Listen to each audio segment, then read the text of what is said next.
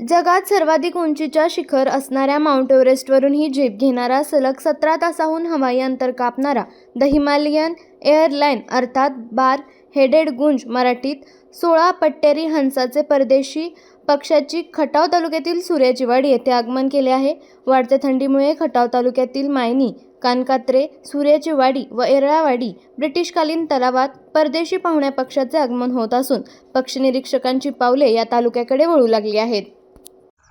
खटाव तालुक्यातील हा जो पाठीमाग तलाव दिसतो हा आहे सूर्याची वाडी तलाव। अर्थातच हा फ्लेमिंगो तलाव म्हणून प्रसिद्ध आहे। या तलावावरती दरवर्षी फ्लेमिंगो पक्षासह जगात सर्वात उंच उडणारा पक्षी अर्थात बार हेडेड गुज, त्याला हिमालयन एअरलाइनसुद्धा म्हणतात।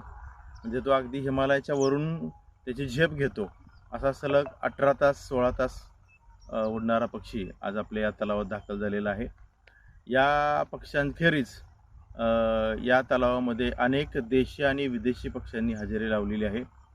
तर हे आपला हा सूर्याची वाडी तलाव, या तलावासाठी पक्षी मित्रांसाठी ही नवीन पर्वणी तयार झालेली आहे। दिवसेदिवस थंडी वाजत आहे आणि या थंडीच्या हंगामामध्ये या परदेशी पाहुण्यांचं आगमन झालेलं आहे। हे एक खटाव तालुक्यासाठी एक पर्वणी आहे।